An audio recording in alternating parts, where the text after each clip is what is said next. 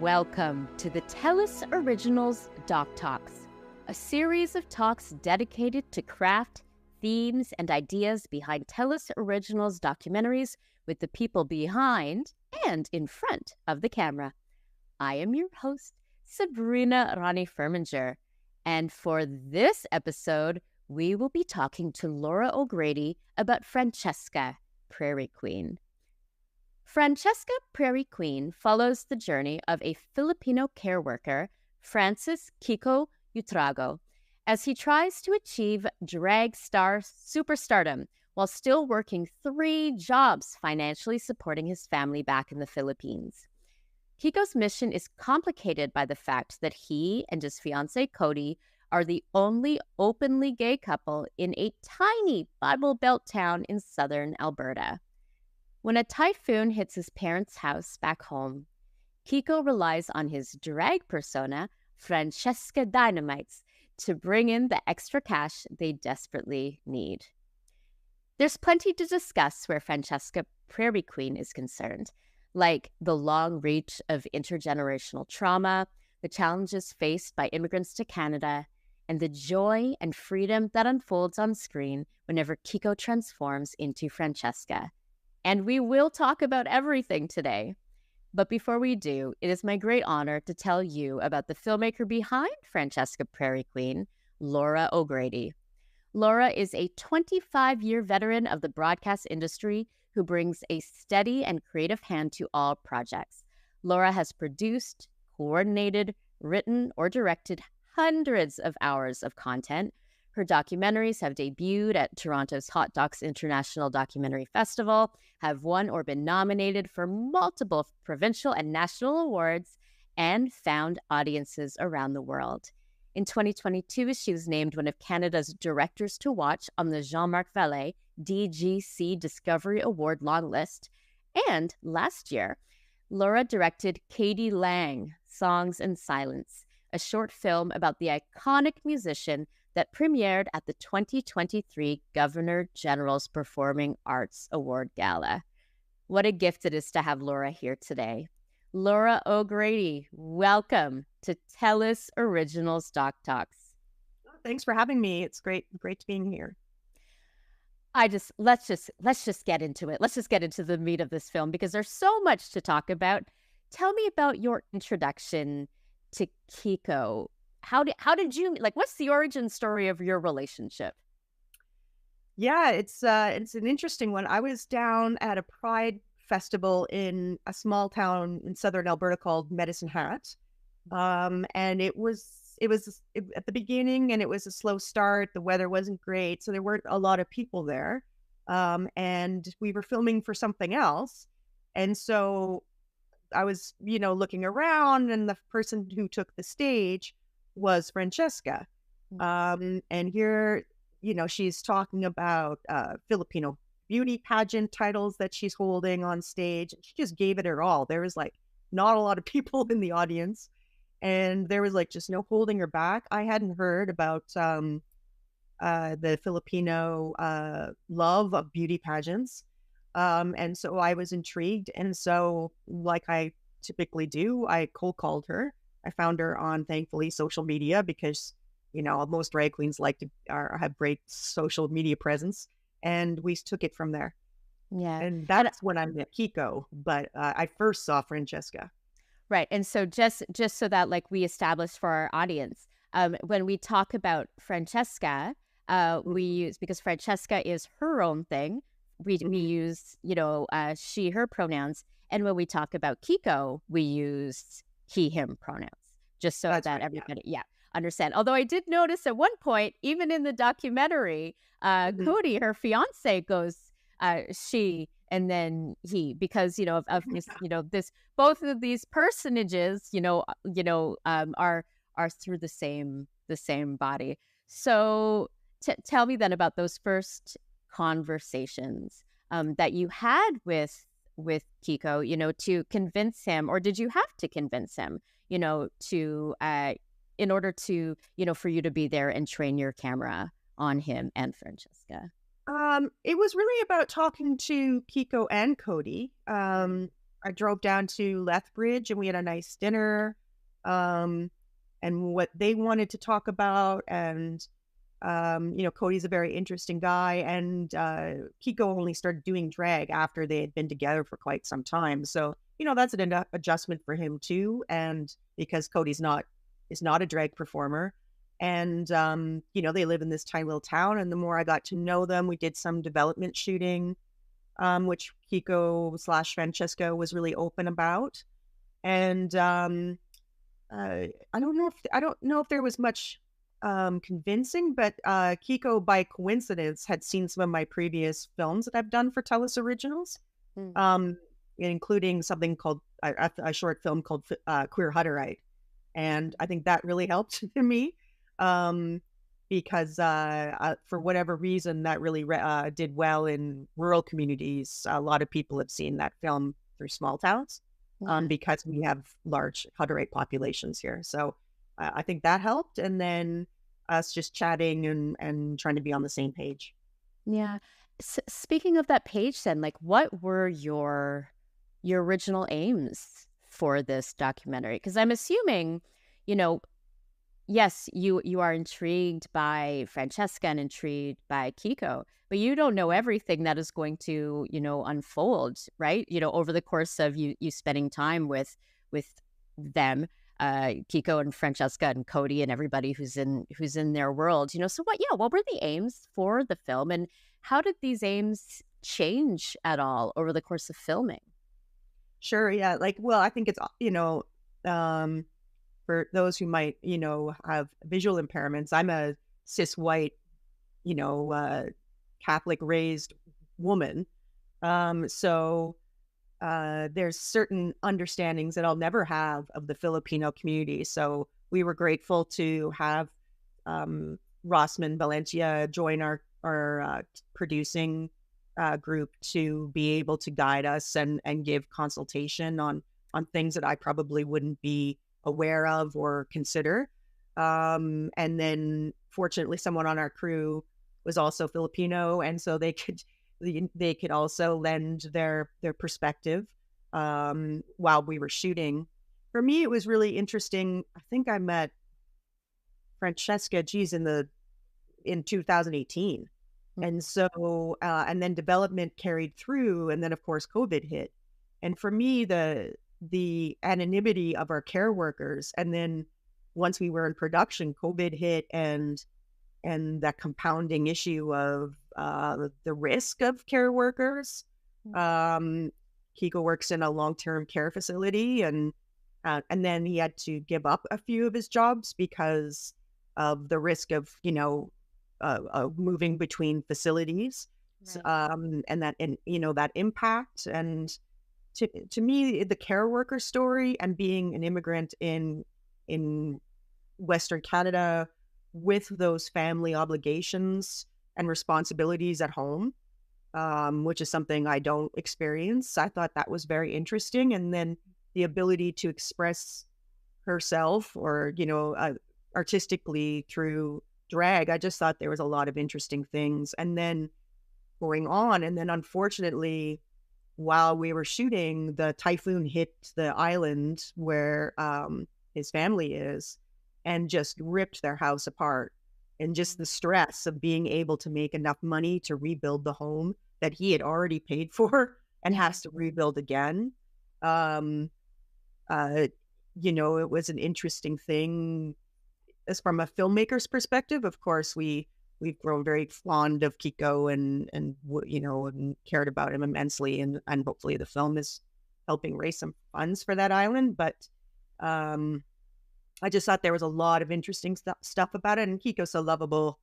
When you meet him, it's it's you like being around him. Yeah.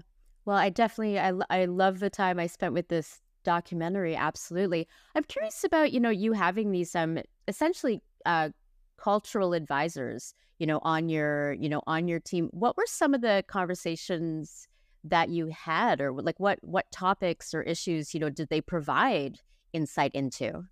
Mm. Well, I will Rossman is also identifies queer, like gay male, and so that dynamic of being from the LGBTQ community and Filipino, and also uh, it was really interesting, and we had really interesting conversations, and then also the responsibility for families back home. Um, Rossman came with us to a few shoots and reviewed our cut, and sat with me and Francheska to discuss the rough cut, which made it so much better. Their feedback. So I typically let the subjects see cuts. They don't control the cut, but for me, they can see things that I don't, or and it's for the it's always been a positive experience, and so it was interesting. And then also just the community embracing our crew, and there's a number of women who are trans in the film as well, and that's a whole other dynamic. And then for whatever reason, on a completely separate project, there was a trans woman that had nothing to do with this film that I was working with, and then she did a master's thesis on being trans in the Filipino culture. So I read that, and she talked to me, and so there's a lot to learn, and things that I appreciate them teaching me. That is absolutely fantastic. Yes, it was really wonderful to see so much of the Filipino community in your film. Who we didn't see a lot of, though, are the people in the town where Cody and Kiko live, Maybut, where the home of the Prairie Queen, which was the historic hotel. But like, what was the reasoning behind that? Or did you try to get some of the people in the town, on camera? Like, what was that No, adventure like? that's absolutely true. And I wish we could have, but they don't go outside of their house, and they don't really socialize in the community. And I never saw anybody on the street. It's almost like a bedroom community that people drive into their house. Yeah. And like maybe somebody that lives there would take exception to what I'm saying here, but every time we were there was not anybody in the streets. It was interesting. So and certainly Cody and Kiko's life is pretty much in Lethbridge. Yeah. They live in Maybut because of family. Yeah. So, but they did buy some rural land, which we have a scene on. But their neighbor chose not to be on camera and didn't appreciate our drone. So we didn't use that either. Okay. I'd love to hear about some of your favorite filming days, because it looks like, I mean, you were at the pageant, you were with Kiko at work, you were in they had like Francheska has a barn, at the back of the parents' property that's just filled with all wigs and gowns and boas and stuff. Like I was imagining you, just having like the most fascinating experience in filmmaking. So yeah, what were some of your favorite days? Some of my favorite days. Yeah, well, like unfortunately, Cody's parents weren't available to be on camera either. They were visiting family. But some of my like the drag shows are always fun. I really loved the scene that we filmed with them at their new home, when Cody jokes about collecting porcelain, and there's a shot of the toilet, and because he's a renovator, and just the chemistry that they have between them. They have a very sweet relationship. They joke around a lot, and so I really enjoyed those scenes, and some things that didn't make it into the cut. Some friends that have their own, some of the trans women whom I really cared for, and unfortunately just didn't work in the story as we cut it, but also really some amazing women that have gone through their own things. And the pageant day was really cool because they have the most amazing costumes. Like the effort that these ladies go through, which were predominantly trans women, not drag queens. I think there was only 2 drag queens in that that pageant.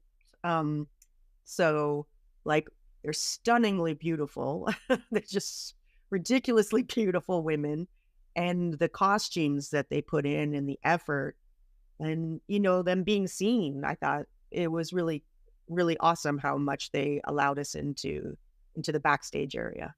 Yeah, no, that felt very special for us in the audience to witness as well.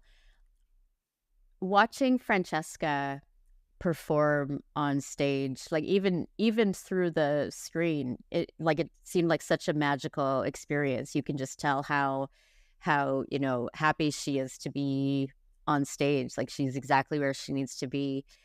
What was it like though to watch her perform? Like what special qualities, does Kiko bring to these Francheska performances? Yeah, I will say, like, in the years that I've known Kiko and seen Francesca perform, the the art form of drag has improved so much.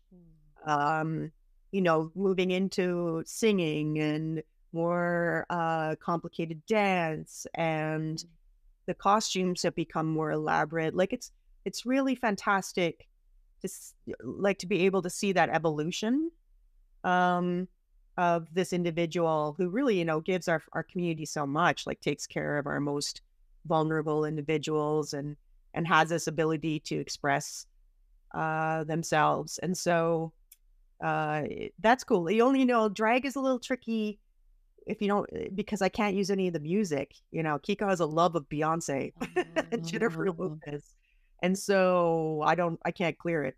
So that makes it a little tricky in edit, but the drag has gotten so good, and the confidence has come so far. And Cody, I think maybe says it like it's just such a big move forward for this shy young guy from the Philippines who lived in a very impoverished area of Manila before he moved here. Um, Yeah. to commanding stages and being recognized, I think is pretty cool. Yeah, and living openly and living his truth. Mm. When if he were still in the Philippines, he would not feel comfortable doing that at all. I found all of that conversation really interesting. So there's a lot of shots. I mean, we get to see a lot of the women, and the drag queens, performing on stage. But I'm curious about who was in the audience watching. Like, what did you notice about the people who were there and the impact that what was going on stage was having on the people who were watching? Yeah, it's funny because the weekend that pageant was happening was the weekend that the Alberta government released the restrictions. So from the first day to the second day grew quite a bit because on the first day we were still restricted, and on the second day we weren't. So that was interesting as far as COVID is concerned. It was predominantly people from the Philippine community Yeah. because from what Rosman told me and from what I learned through research and so forth, that the queer or the LGBTQ beauty pageants and talent pageants are huge in Southeast Asia, especially in the Philippines and Thailand. And so there is, like there is a huge group of people that were cheering on their favorites. They came from, Toronto and Montreal and Winnipeg. The winner was from Winnipeg. And so it was really cool to see like the support that they had and especially the trans women standing up and advocating for trans rights. It was very much a platform for them, which I think is pretty cool. Yeah. What were some of the things that you learned about the challenges faced by Filipino immigrants to Canada through Kiko's story? And I say that as somebody who is like, I'm part of a Filipino family. Mm. I'm very aware of the various government programs that we have like on both sides, to bring Filipino workers to Canada. I think what the Philippines' largest export are, it's people, Mm, who mhm. work. And, so there are a lot of people in that situation that Kiko was in, sending money and boxes, Yeah. constantly back home, Mhm. to their families. But what were some of the things that you learned about the specific challenges that Filipino immigrants face? Yeah, I think so. And Rossman who was one of the producers, was also really helpful in understanding how your children are. I don't want to generalize because I'm not from the community, but I got the impression that the children are very much um, the the legacy, but also your like what intended to help you in your older years. Yeah. And that's through a lot of cultures. And so when Kiko's mother, learned that he was gay, it was almost more about him not having children than it was about him being gay. Because like who's going to take care of you? Who's going to help you? Who's going to, like Kiko does for his parents. His dad has become quite sick, and Kiko sends money home for that, and he's the eldest of three boys, and so he put both of his brothers through school by working here. That's an enormous pressure to always have at the front of your mind, let alone at the back of your mind. And then you have to deal with the rising costs, of course, of living here, and you have to contribute to your own household, and then try to eke out, the cost of wanting to be a drag queen and commuting from a small town every time you want to do a show, practically. So it's a lot of pressure financially. But he Mhm. goes up the hardest worker I have ever met in any other project I've ever had. Just always working and looking for the next opportunity. What kind of challenges did you face? And I know that every level of production has its own its own level of challenges. So let's talk specifically about filming. What Mm. kind of challenges did you face during the filming process, and how did you overcome them? Because I saw your film, you overcame them somehow because it's a Yeah, beautiful film. yeah.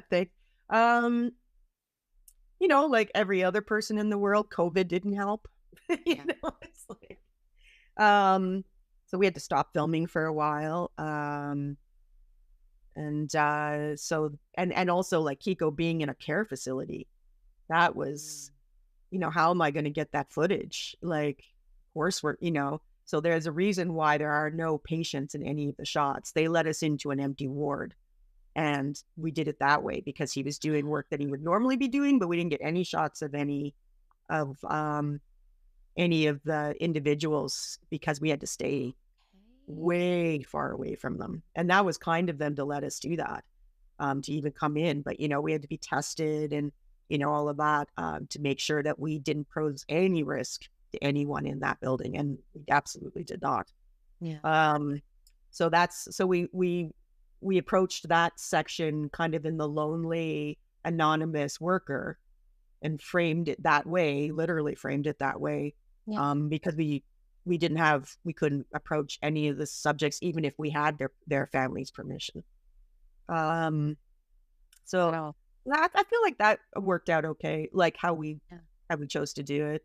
I'm very fortunate in the fact that my collaborators are also my friends, and so um, it's always a fun thing to do and to talk about. Um, we we actually really struggled with this in edit. Um, and so we had to take a step back from it and figure out what we were doing. And so we recut it a fair bit. And also Kiko has a hearing uh Right. impairment. Impairment. Yeah. And so he doesn't wear hearing aids because they broke and he couldn't afford to fix them. And even if he had the money, he feels like the money could go other places. And he manages. It's like he definitely manages. Like he covers it well. But that also kind of sometimes was difficult in the interview process because, you know, you're sitting away from them. And so, and that also has probably impeded his language skills. So there was a bit of a challenge there. But as we got to know each other better and me understand that he had to see me, like, in a way, I don't even know if he reads lips or what have you, but if he can see me, he can understand me better. I think Wow. that's about it. You know, I think, I Yeah. don't know. It was, I'm sure there were other things, but Yeah. those were the ones. There's so much, like, it's like Kiko is a human being. As a documentary subject, there's so much that was covered in this. You know, there's even, you know, mental health, you know, talk about suicide, and, you know, and the whole, you know, the impact of, you know, intergenerational trauma, and, you know, and the Filipino immigrant experience, and the caregiver, and the COVID, and the being a drag queen, and what, like, Yeah. was like, there's a lot. Was there, so when you were deciding, then putting it together, like, what kind of process, like, was it really like sitting there with your brain trust and being like, okay, we've got to hit all these notes, but we've got to make some tough decisions, you know, and then let some other stuff move aside to focus on these things? Like, what was that process like? Yeah, you know, I'm friends with the editor Jordan Bosch on this, and we have spirited conversations. You know, I felt like the intergenerational trauma was key, Yeah. and it was just a very hard thing to put into the edit to make it work. And then some of my ideas didn't work, and then and so I, you know, there were some things that we probably could have explored more, or but I just feel like Kiko's such a complex, and, you know, and all human beings are, but Kiko's a complex individual. And so to kind of understand why he reveres elders so much, you have to understand how he was raised. And actually how that makes him a better care worker, because his grandmother's relationship tested him to the core. And so, like, to me, that kind of speaks to his caregiver aptitude. Yeah. You know, it definitely became more complex as we went, and I honestly thought that the project kind of opened some doors of Kiko's past that he wasn't expecting to be opened. Yeah. And I was a little nervous about his family watching it, but I think they liked it. So I've heard Oh, otherwise. so So the family, I was going to ask you about how, you know, your first screening for Kiko, but his family in the Philippines has seen the yeah, film, to they've your seen it. knowledge. Yeah. And you know what's interesting is I was wondering how, because there is stuff about intergenerational trauma and how that goes back to World War II within Kiko's family, and their occupation. The Philippines have been occupied several times, and I was interested. You know, like, we got a call from the Filipino consulate here in Calgary, and I was like, "Oh, interesting." Anyway, but they What? really liked it, and yeah, they want to screen it, and in the near future. And I thought that was really great, and you know, and it does deal with a fair bit of interesting realities or perspectives within the Filipino community. So I'm glad that they responded favorably to it. They came to one of the film premieres here in Calgary. Oh, that makes my heart so happy. I find it interesting, though, you know, to think about, you know, Kiko's family in the Philippines watching it, because there's literally a part where he talks about how he can't talk to his mom other than, you Mhm. know, like, I just wonder if, you know, like, that you making this film, you know, gave him something of a gift, because maybe he can't say it, you know, how he feels, but maybe he can show the film, and then the film can say what he can't say, you Mhm. know, or Yeah. show that. Kiko is not a confrontational person, you know, like, he's not, Yeah. he's been taught to revere and respect his elders, and so, you know, he just doesn't say anything. And so, yeah, I hope that that's the case, and or maybe he didn't translate that part for her. Who knows? But I don't know. But Uh, you know, I'm sure they're as nice as he is. Yeah. Oh, absolutely. What lessons do you think are present in Kiko's story, and specifically the story that you share, on screen? And after spending all that time, following him.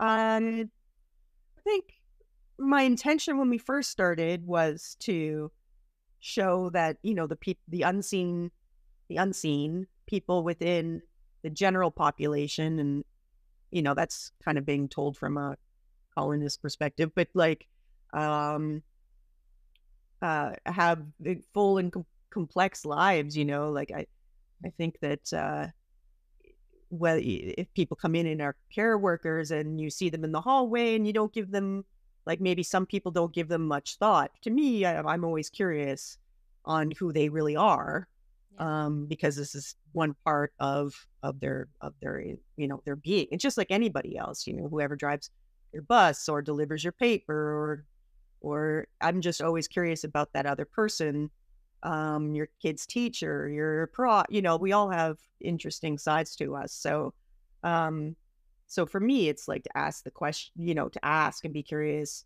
and to be open that there's a complex person that you might want to put into a bit of a box, especially when it comes to the immigrant community, and that they're not stereotypes. Like, I would say Kiko is the less likely of stereotypes when it comes to a Filipino care worker.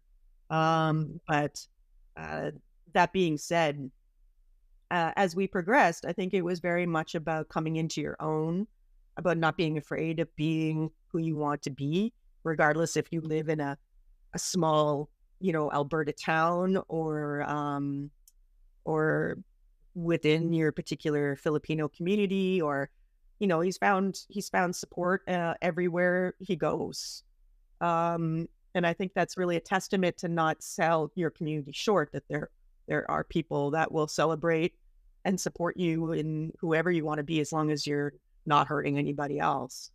So, I think those two things, Kiko / Francheska, can teach us, and, maybe be a harder worker. I probably could be a harder worker compared to. Yeah, does Kiko sleep at all with all the stuff that he does? And he's on pop culture, like he has so many friends, all over, like, the world, and certainly Western Canada, like everywhere. So, and then the costuming and the jobs and Cody and the travel, like I don't know how he fits it all in.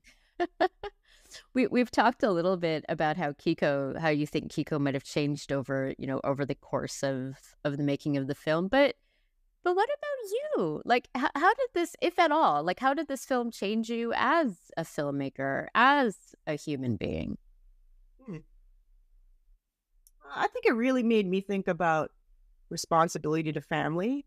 That was where, like, in my family, we moved away from grandparents before I was even born, and that connection to family, extended family, wasn't all that present for me. Like, I didn't know my aunts particularly. I saw my grandparents maybe a handful of times after that. And and that's kind of in the Eurocentric model of moving away and starting a new life. And but as my family grows older, and seeing how they take care of each other, and how well they're all connected, and how they treat family like friends and friends like family, I think there's just so much to gain from that. To and to know that that's who you are, and that's a responsibility. So I'm grateful for that, for sure. And I'd like to say that I learned some language, but I've lost all of it now, and I did not. As far as filmmakers concerned, I think I became more comfortable in leaving stuff on the floor, leaving stuff on the cutting room floor. The way I was kind of raised in production is you do not have a shoot day that you do not use. Yeah. And that's not the right way to go. Like, don't waste days, but in doc, there might be scenes where you love them and there's no place for them. Yeah. So even though I feel like we did shoot this efficiently, there's definitely stuff we didn't use for one reason or another. And I feel like that it was a good decision to not use them. Yeah. Your film has screened in various venues, at various festivals. What have these screenings been like for you? Like what feedback have you received that has either been really meaningful to you or really surprising? Like, has there been anything in the response from these screenings that has surprised you?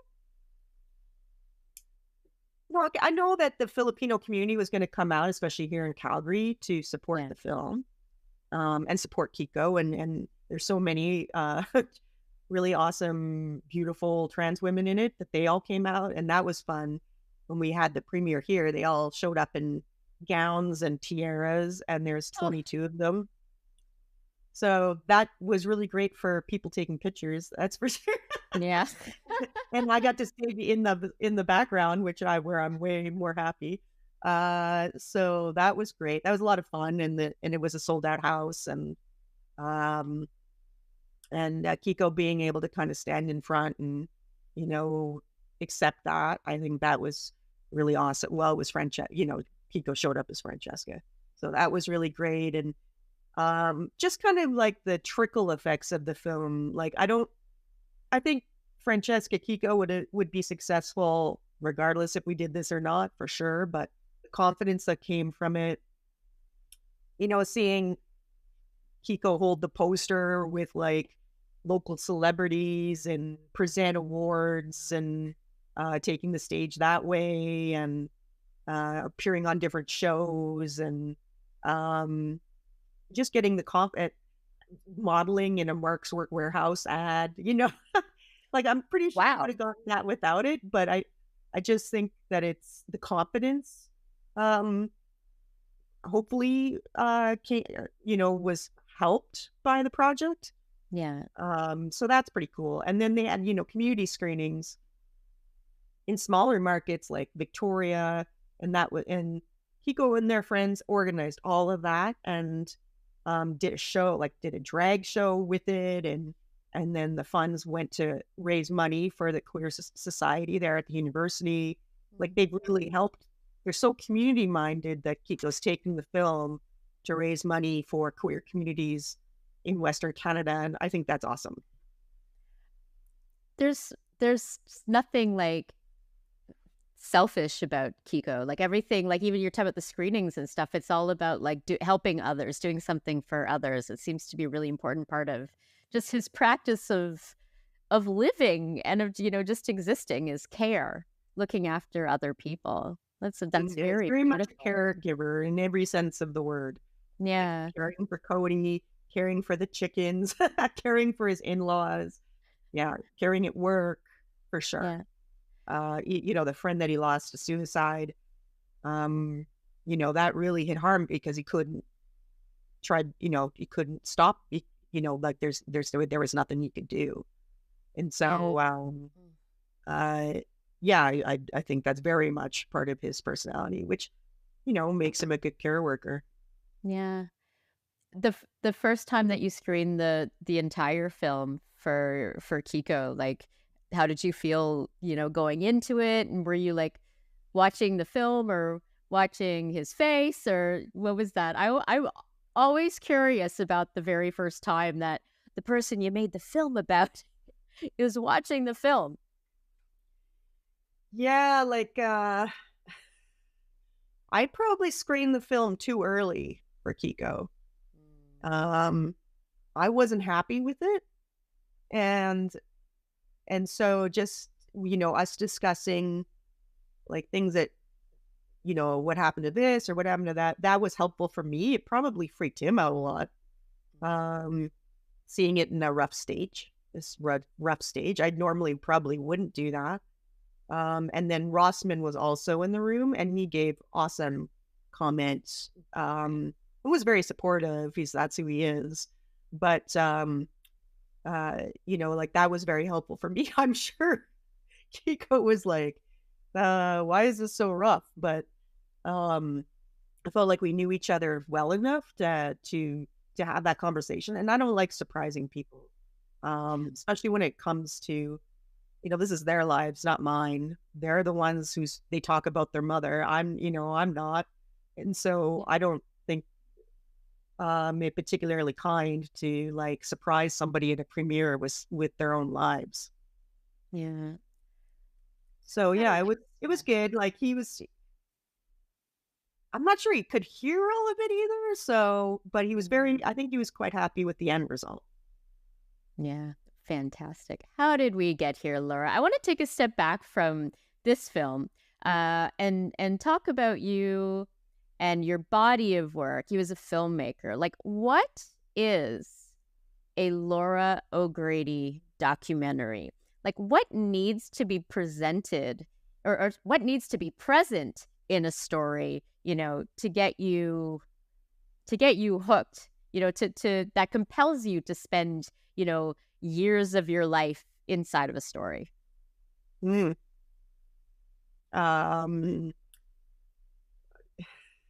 I could make fun of myself, but if it, if there's somebody like somebody inspirational in it, that I find Kiko inspirational. We're in production right now on another TELUS original called Thunder of Clouds: What Women Can Do, and that's about Afghan women who came to Canada after the fall of their government in 2021. Like these are very tough people. Like they're not, feel like if they're feeling sorry for themselves, they're working while they're doing it. Like they pull themselves up by their bootstraps kind of person. I really like the universal human truth of things.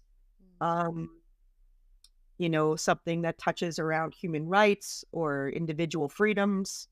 And so that, to me, like trying to find that commonality between the audience and the individual, and hopefully not doing it in a preachy way, to kind of say, oh, well, they're much different than me, but we do have some things in common. So that's kind of interesting to me. And, I really like backstory. I just like to learn about people. And I think I'm trying to get better at visual story. Early in my career, we were doing something and I was en route to a shoot and it wasn't a visual story at all. But it was an interesting story. And they said the camera person said to me, this would be a better podcast. And I'm like, well, we're filming it. So, I'm hoping that, I'm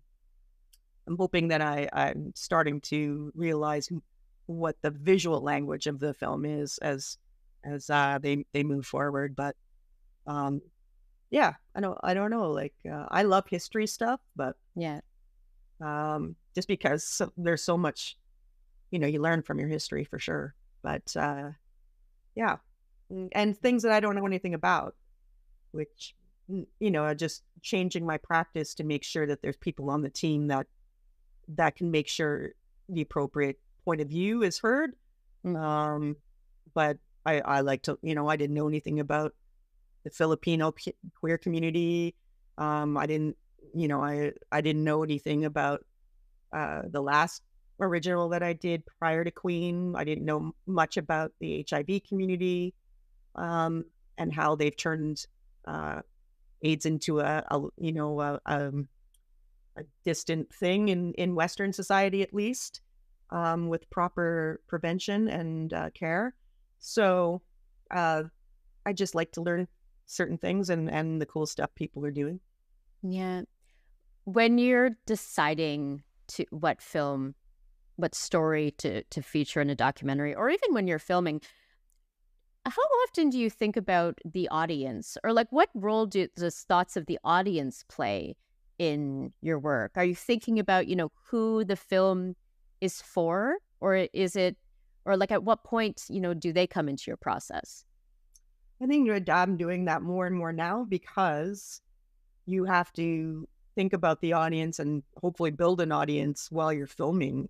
That's really come on to like I started back in the day where you delivered a film and the broadcaster would promote it and awesome. And you Yeah. just move on.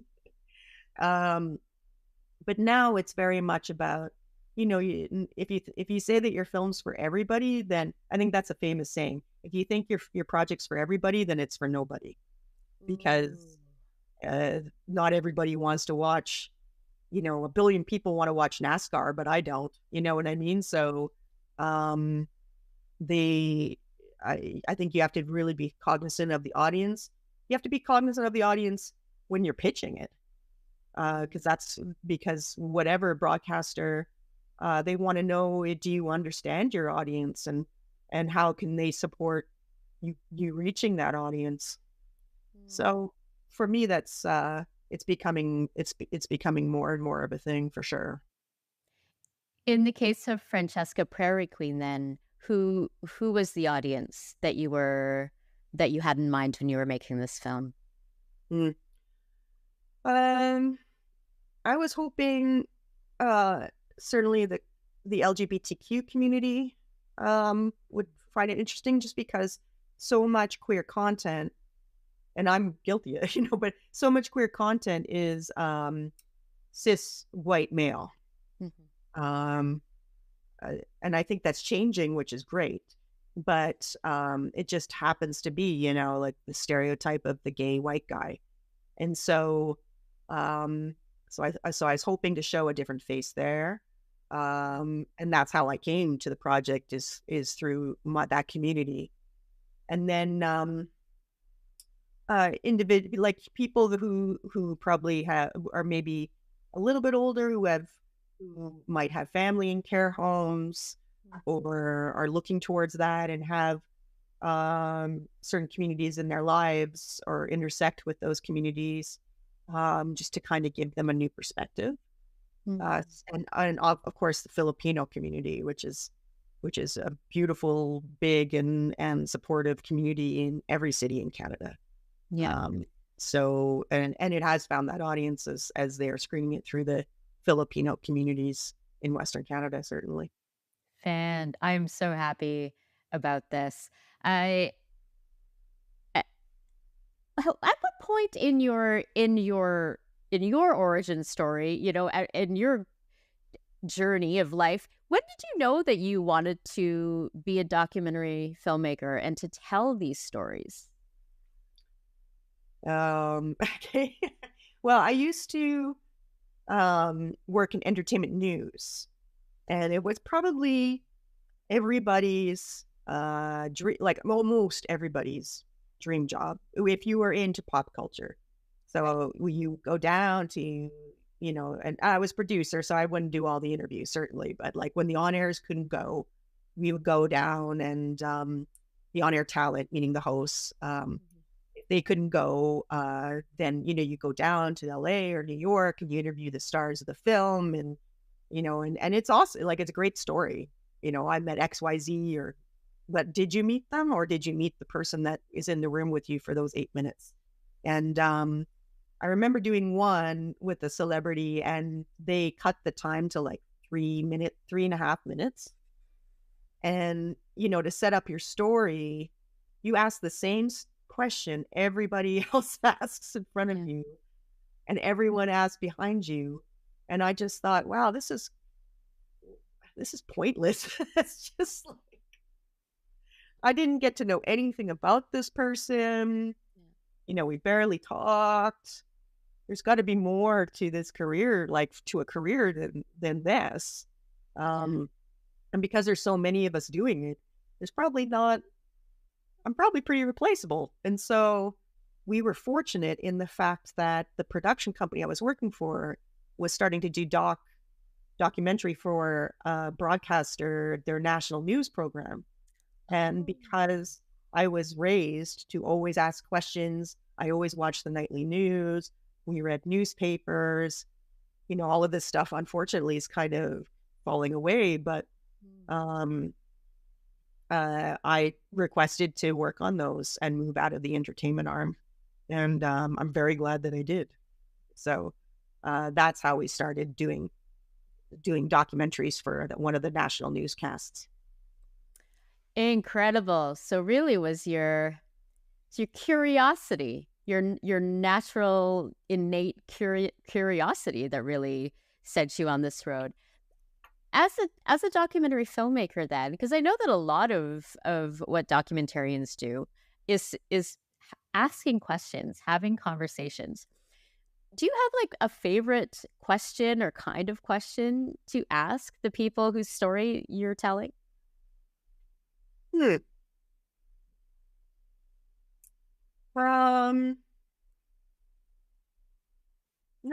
what I really love is when they say something. You'd go in and you say, you do the typical things like, what was your childhood like and what have you. But for me, the real fun part of it is the follow-up is when you're saying, oh, I was raised in Cochrane and I had elephants. And then, oh, you had elephants. Where'd you get the elephants? How did you get the elephants? Like that kind of stuff is interesting. Where if they let something slip or they think that something's, normal to them and that I would be curious, and then I'm curious about it. To me, that's really interesting. Like that the conversation of it, rather than the rote question list, which I do go in with, then that I veer horribly off of.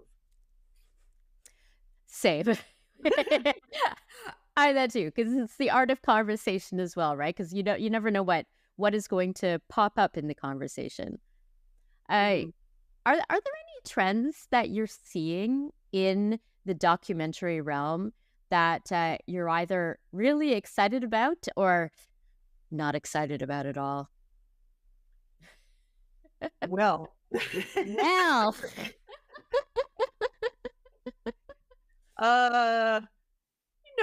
I think, and I'm not actually just saying this, like TELUS Originals is one of the few places that you can actually pitch an original, like completely, like it's not fitting into the true crime box and it's not fitting into the, the filmmaker has to be part of the storyline thing. That's a big deal. And people are like, oh, why don't you do something on your life, Laura? And I'm like, what would I do about my life? I can guarantee you everybody is more interesting than me. Okay. So, I don't know about that and talk about myself. Like for me, that's not my thing. I know a lot of people are great about it. A lot of people have amazing films that have personal connection for sure, but it's not for me. And so, TELUS Originals really opens that window to a lot of filmmakers of unique stories that don't fit genre boxes, which is very, very common now. And the POV docs are very common, which, I love if they're organic, but just like me going off and looking out a window, like nobody wants to watch that. So, the genre boxes are a bit of a drag because it does really take out expression that you're trying to pitch what they want rather than a story that you found. And there, there is a tightening in the market about places you can pitch and how much money they have. And so hopefully we see some adjustment there as the streaming stuff gets worked out. But what is exciting for me is being able to do films like Francheska and the upcoming Thunder of Clouds to really expand our point of view to include different perspectives who have existed in our country for a very long time and maybe didn't get traditional airplay. And I think streamings and certainly TELUS Originals allows, gives that opportunity, that platform where it didn't exist before. So that's pretty exciting. Yeah. And the new filmmakers are pretty exciting. They have a lot of different skill sets and different points of view, and that's exciting to see. Yeah, and insatiable curiosity, right? Which is the foundation stone for all of it. Mhm. Laura, we are coming to the end of our time together today. So for our final question then, let us return to Francheska Prairie Queen. Okay. How would you like people to feel when the end credits are rolling on Francheska Prairie Queen? Or what kind of questions would you like people to ask, or conversations would you like to inspire with this film? Mhm. I think, like, if you were to look at Kiko's life, if it was just written down on paper, you know, a childhood fraught with abuse, coming from very meager means, coming across with no language, like very little language ability, a hearing impairment, working in um, the very important care community. Um, and nothing seems to keep him down. Like, it's just, like a lot of people would just kind of roll around in the sorrow of it. And Kiko does not do that. So for me, it's kind of like, how can, how can we all work for a better community, a better family, be a better friend, be a better partner, and have joy doing it? Is Kiko has a lot of joy doing drag and not having the fear of putting themselves out there and not having the fear of societal judgment. And so for me, I think that's very inspiring. And I hope everybody is inspired by Francheska/Kiko. They absolutely will be, and they are. Thank you very much, Laura. Thank you. And thank you for listening to and watching the TELUS Originals DocTalks, and thank you to our guest, Laura O'Grady. Watch TELUS Originals documentaries at TELUS Optik TV Channel 8 and watch.telusoriginals.com, and follow us at TELUS Originals on Instagram. DocTalks are a production of TELUS Originals. This episode was produced by Sharon Bradley, with technical support by Matt Waterworth. Ken Soy is a production executive for TELUS Originals DocTalks. DocTalks are produced on the traditional and unceded territory of the Musqueam, Squamish, and Tsleil-Waututh nations. The viewpoints expressed in this podcast do not necessarily reflect those of TELUS.